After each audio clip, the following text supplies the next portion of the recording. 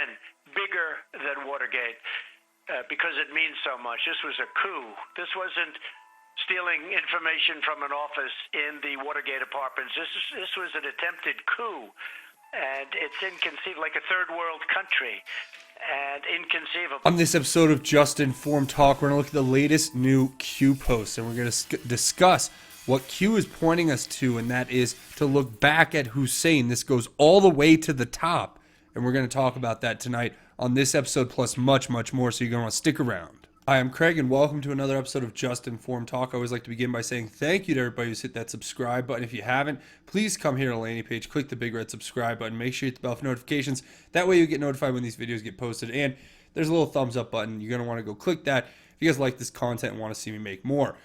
So this is where we're picking up. It's right where we left off. We left off yesterday, April 24th, with these latest Q posts, and now we have two more to cover here on this episode, and we're going to talk about that plus a few other things. But first, as always, if you guys want to get caught up with the latest Q posts, I always encourage everyone to come back here, watch these last few videos, and I just want to talk about something at the beginning of this episode.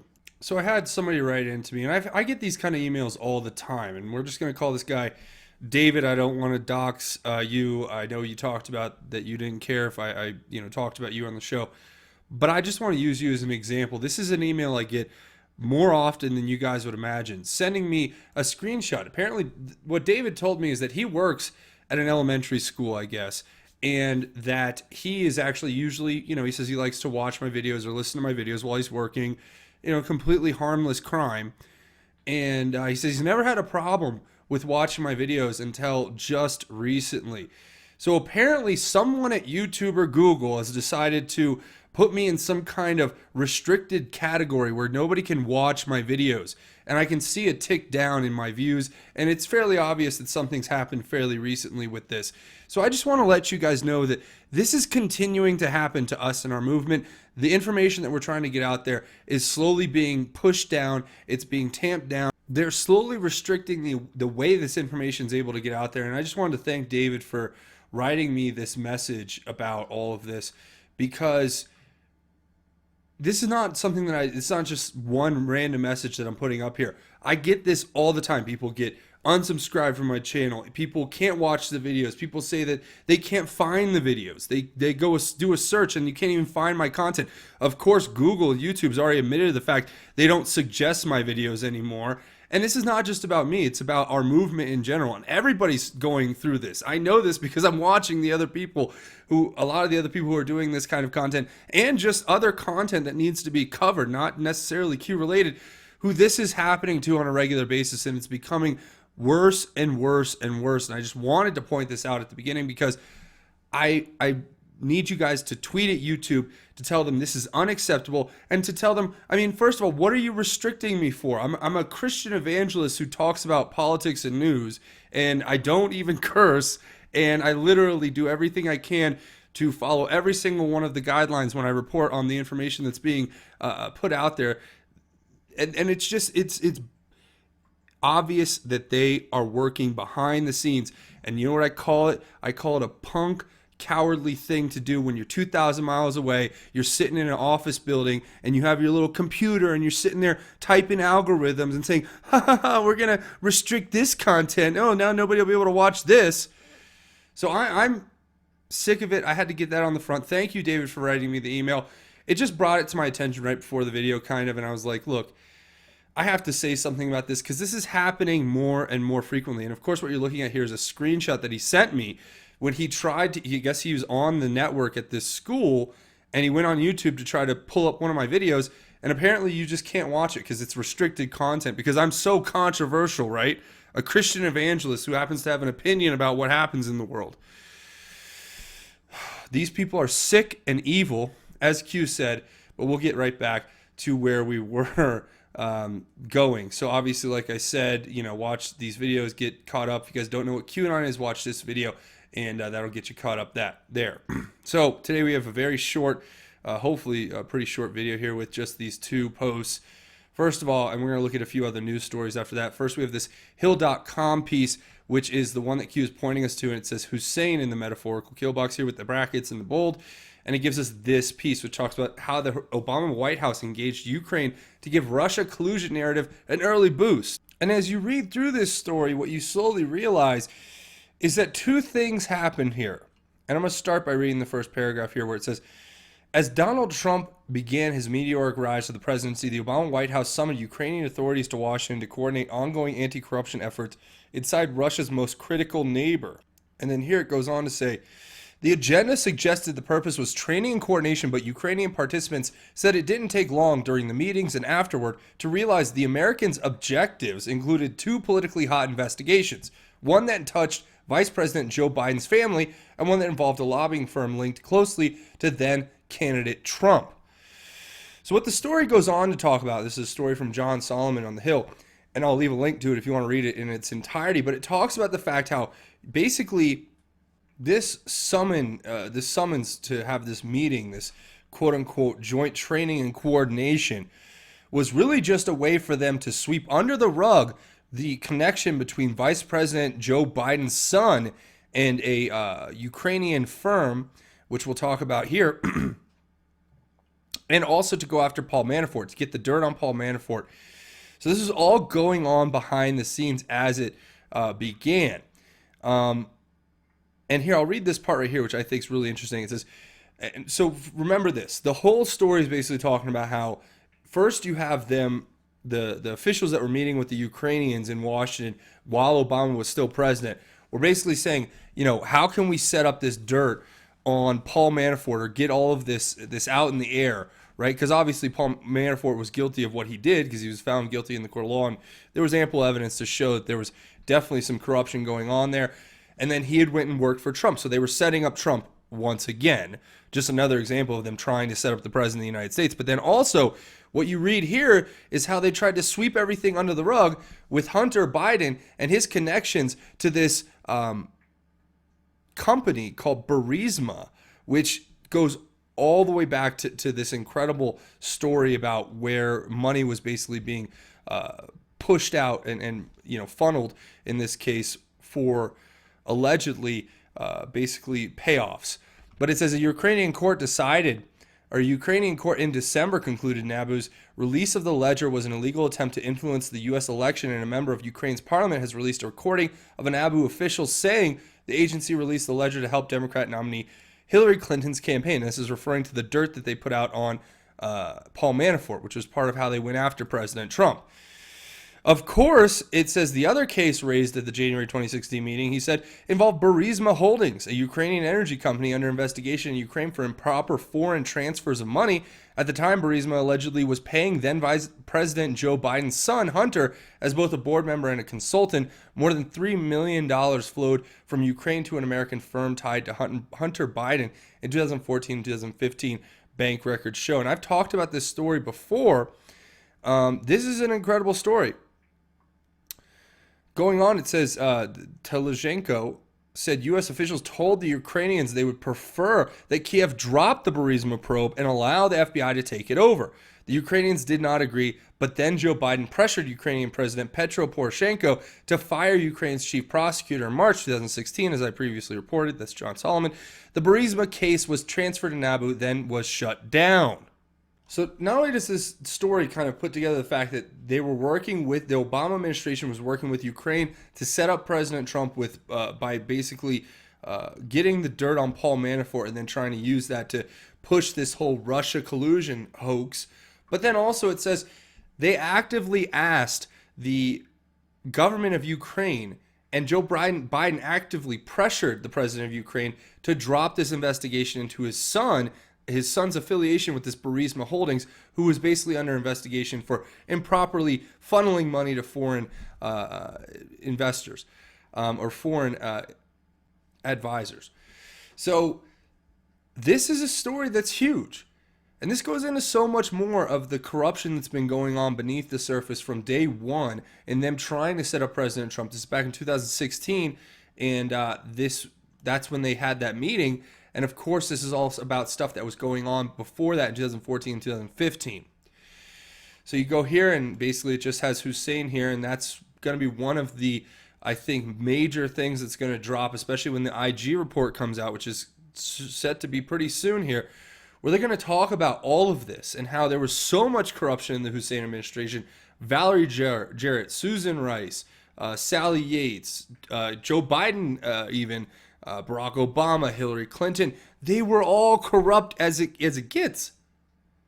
And you're seeing the story continue to unfold. But then you go to the left, and that's the thing. You know, I watch these shows, and you see the leftists, you know, CNN, MSNBC, and all that stuff. They're going, but it's not just them. It's also like Judge Napolitano is coming out against President Trump. We're going to talk about that later. You guys don't want to stick around. He's actually coming out and saying that President Trump needs to be charged for obstruction of justice, which is the most laughable thing I've ever heard in my life.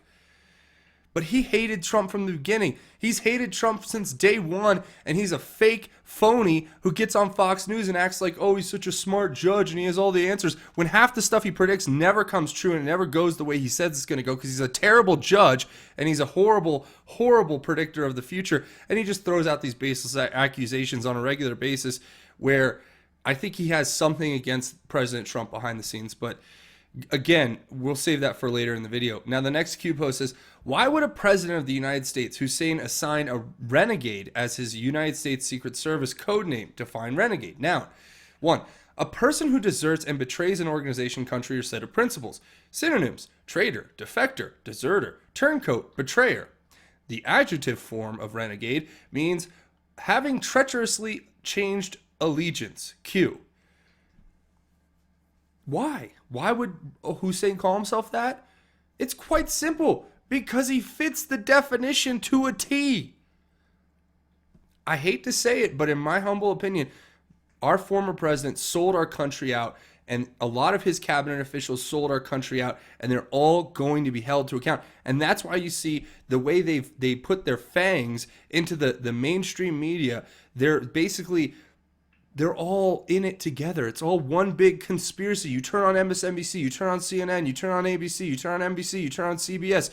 They're all in it together. Even you turn on Fox News, for crying out loud. And here's the thing. You look at this and you think to yourself, wow, this is really bad for our country. But you know what's even worse for our country is if we don't address this, if we don't take it head on. But they just do this Machiavellian thing where it's just complete projection, where they go after President Trump when, like, for instance, for obstruction of justice, they attempted a coup. They tried to overtake our country. They tried to unseat a duly elected president, and now they're trying to get him on obstruction of justice. It's a joke. The whole thing's a joke, and you guys should be offended that they even think that you would be dumb enough to accept that as reality. But there are so many people out there who just, and it's not even their fault. I have to say this, people on the left and on the right who believe that kind of stuff about President Trump, they believe all the lies that they hear on the news, mostly, you know, I'd say the majority just don't have the time to do the research for themselves, and they actually trust what they hear on these fake news media outlets. And that's one of the biggest problems. That's why a person like myself and many others exist, because we act as the disseminators of what's really going on. Because the fake news is only going to give you the propagandized take on it. And the propagandized take is really bad. Because they're trying to cover for all of these crimes that continue to come up and up and up and up. How about Hillary Clinton? How about what happened with the email server? How about what happened with Peter Strzok and Lisa Page and these new stories coming out talking about how they were basically trying to set up the president with the chief of staff for Mike Pence now. They were talking about having him get in on it. I mean, so here's a Sarah A. Carter article I wanted to talk about with you guys. Now, I'm not sure what this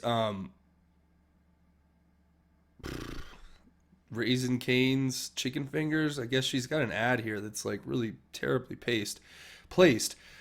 But look, we're getting more and more information coming out about Agent Strzok and Lisa Page and what they were doing behind the scenes. Now, what were they doing? Well, let's read about it right here. I have this little piece here I think we should read.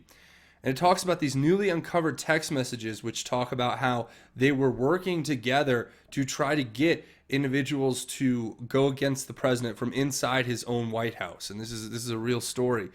But it says the text messages uncovered from November 2016 and have left questions lingering about the relationship between Strzok, Pitcock, and his wife among congressional investigators and lawyers. So, of course, Joshua Pitcock is the chief of staff for Vice President Mike Pence, and he was approached apparently by Strzok and Page, and they were trying to get him to go and spy on the president, to get dirt on the president. It says, quote, and this is a letter that was put forth by members of Congress, I believe to Attorney General Barr, outlining this. It says, quote, the course of our oversight work, we have reviewed certain text messages that may show potential attempts by the FBI to conduct surveillance of President Trump-elect Trump's transition team. The letter states, quote, in text messages exchanged between former FBI Special Agent Peter Strzok and former FBI Attorney Lisa Page, the two discussed the possibility of developing potential relationships, quote unquote, at November 2016 FBI briefing for presidential transition team staff. Specifically, appears they discussed sending the CI guy, confidential informant, I'm assuming, to assess an unnamed person's demeanor, but were concerned because it might be unusual for him to attend. So the whole story just goes into the fact that, going on, I'll just read this here real quick. It says, the senators are investigating if any quote of these communications and the precise purpose of any attempts to develop relationships with Trump or Vice President Mike Pence transition team staff are not immediately clear. It says, were these efforts done to gain better communication between the respective parties, or were the briefings used as intelligence gathering operations? Further, did any such surveillance activities continue beyond the inauguration, and in the event they did, were those activities subject to proper predication? The letter states any improper FBI surveillance activities that were conducted before or after the 2016 election must be brought to light and properly addressed. So this is just further going into the fact of going into the story of how they tried to set up the president of the United States. And this is a Sarah Carter article. I'll leave a link to that in the description if you guys want to read more about that. But that's a breaking story. Here's a great one. Former Vice President Joe Biden called the domestic terror group Antifa courageous. This is a real story. You can't make this stuff up. So here in his video, his announcement video, where Joe is telling us about how, President Trump's evil and how he's basically the savior of our democracy and how he's a really great guy who opposes what President Trump's done to our country, which is make it great again.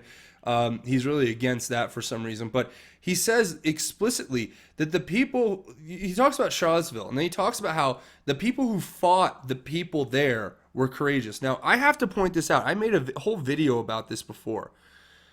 Who in the world is advising Joe Biden and all these other Democrats, telling them, yeah, we should really be commending violence against free speech? That's a great idea, because that's totally what America's about.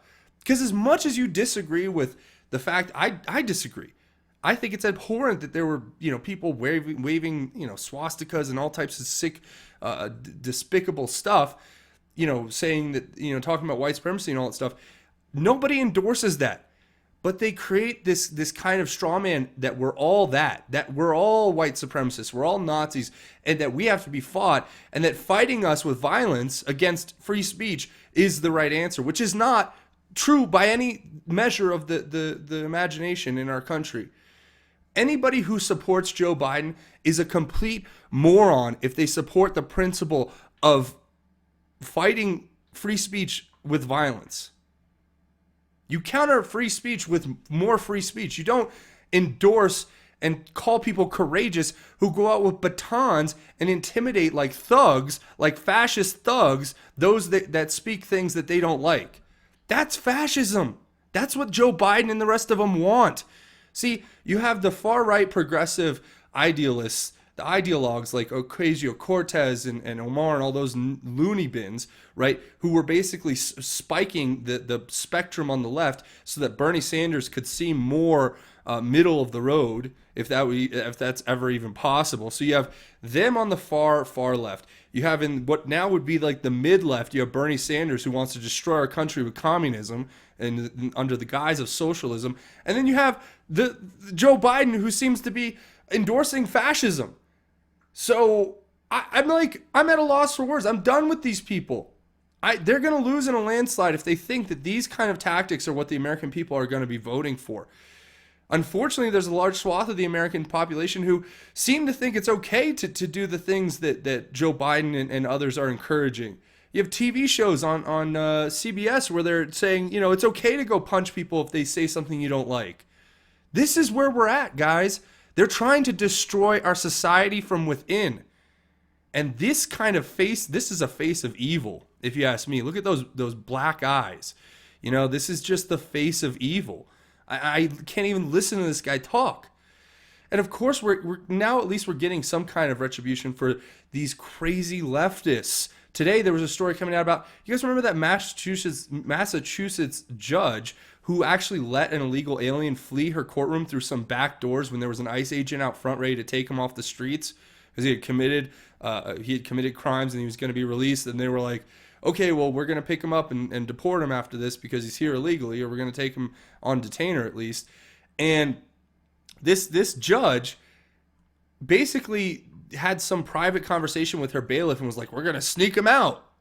Well, you obstructed a federal investigation. Now she's crying because the story goes on to talk about how here's her leaving the courtroom in tears after a federal judge tells her that she's violated several different laws. She faces, her and her court officer, Wesley McGregor, face 4 federal charges: perjury, obstruction of justice, aiding and abetting, obstruction of federal proceeding, aiding and abetting, and conspiracy to obstruct justice. And rightfully so. Justice is finally being served for these people who are just thinking they can take advantage of our country. And of course, also, here's another story. So we're talking about the criminality we're trying to wipe out in our system. And here's a great one about the Baltimore mayor who's apparently just disappeared after the feds went and raided her office and her home and because you got to get this.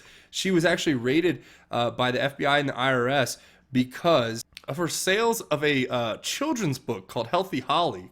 You can't even make this stuff up. Here, a Texas mayor has been arrested for voter fraud. Here's another story in other news.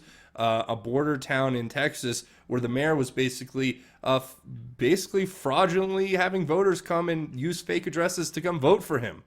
Great. And finally, here is the man himself, Judge Napolitano, telling us how President Trump is guilty of obstruction of justice and should be indicted. Let's listen. So when the president asked his former advisor and my former colleague at Fox, K.T. McFarland, to write an untruthful letter to the file knowing the government would subpoena it, that's obstruction of justice. When the president asked Corey Lewandowski, his former campaign manager, to get Mueller fired, that's obstruction of justice. When the president asked his then White House counsel to get Mueller fired and then lie about it, that's obstruction of justice. When he asked Don McGahn to go back to the special counsel and change his testimony, that's obstruction of justice. When he dangled a pardon in front of Michael Cohen in order to keep Cohen from testifying against him, that's obstruction of justice. Why not charge him? Because the Attorney General of the United States would have blocked such a charge. Because the Attorney General of the United States is of the view that obstruction of justice can only occur if you're interfering with a criminal investigation of yourself. But that's not what the obstruction statute says, and that's not what law enforcement believes, and that's not what prosecutors do. Prosecutors prosecute people who interfere with government functions. And that's what the president did by obstruction.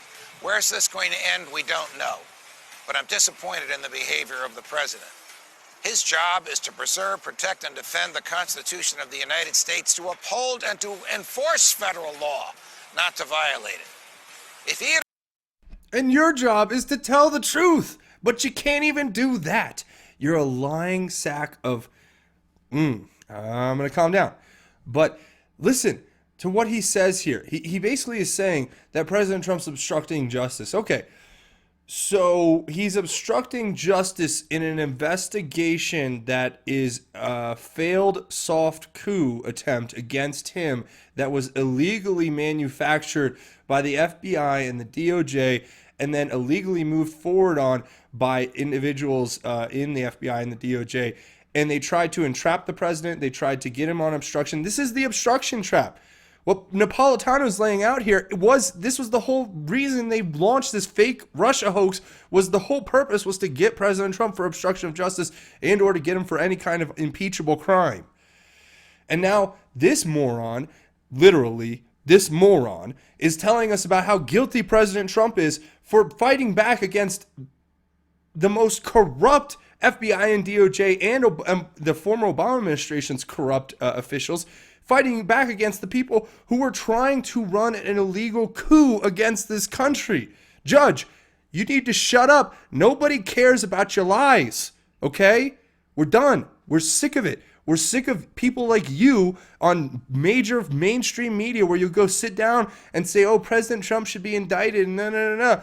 But the reality is you completely glance over the fact that there's been this incredible conspiracy that's been put together against President Trump from day one, before day one, before he was even the nominee almost.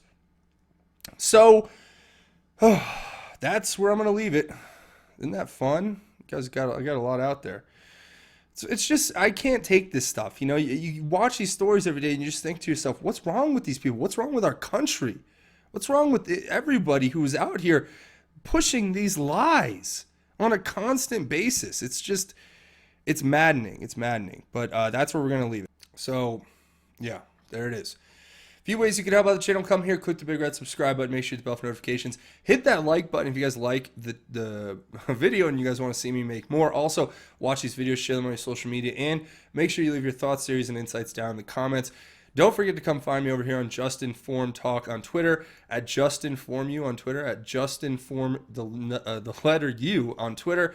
That's where you can find me. That's my handle. You can come give me a follow here. Also, don't forget to check out JustinFormNews.com, the official website for Justinform Talk. You get links to all the Q stuff, links to different news websites. You get links to breaking news articles, and of course, you get the latest videos from the channel here. Here's Patreon. This is a crowdfunding website. It's a great way to help out the channel. Like I showed you guys in the beginning, they're doing everything they can to keep this channel and the content from getting out there, and they're just doing these things that are just unimaginably Orwellian, dystopian, just censorship. It's getting out of control. So I depend on you guys for your support here. It's pretty easy. I'll leave a link in the description. You just come here, click this button, and become a patron. It's a monthly donation. You set it and forget it, and give as little as $1, and you know that you're helping create content here on this channel on a regular basis, and I really appreciate that. Also, I have a GoFundMe set up if you want to make a one-time anonymous donation. That helps out the channel as well. So links to all of that will be down in the description. Before we go, we do a segment at the end of each one of these episodes called God's Grace is Greater, where we talk about God's grace and how it is truly greater. For today's episode, I want to take a minute to read you this verse out of the book of Ephesians, chapter 5. We're going to talk about light versus darkness. We're going to do verses chapter 5, verse 6 through 12, and I want to share this with you. Let no one deceive you with empty arguments, for because of these things God's wrath is coming on the disobedient. Therefore, do not become their partners, for you were once darkness, but now you are light in the Lord. Walk as children of light, for the fruit of the light results in all goodness, righteousness, and truth, discerning what is pleasing to the Lord. Don't participate in the fruitless works of darkness, but instead expose them, for it is shameful even to mention what is done by them in secret. So, I think this is a great verse to end on, especially given the way you guys heard me go on in this episode. You know, I say this all the time, I'm not perfect. And I have to remind myself when I read scripture like this that God calls us to buy into their darkness and to remember it's God's light that's most important. And that's what I want to remind you guys of out there, because as much as you probably heard in my voice today, the frustration and anger at what's going on, when I look at it in its totality, I always remember that God is on top. God is above us all. God is who makes the world happen and makes our lives work and gives us the blessings. It gives us the courage and strength and wisdom to be his most humble servants every day. And that's the prayer we have to use every day. That's the prayer I use every day, to ask God to help me become better for him. Because I know if I become better for God, then if I can become the man that God needs in this world, then I can become who I need to be for everyone else in this world. And that goes the same for you. So remember to look to the Lord, and he will provide and he will prevail. And no matter how much darkness there is, the light will always win. But that's where we're going to leave it. I want to say thank you for watching. Now's a great time to do it. Come here, click the big red subscribe button. Also, there's a thumbs up. It's the like button. Click that if you want to see more of this content. But that's going to be it for me. I want to say thank you for watching Justinform Talk. My name is Craig. Godspeed and God bless each and every one of you, Patriots.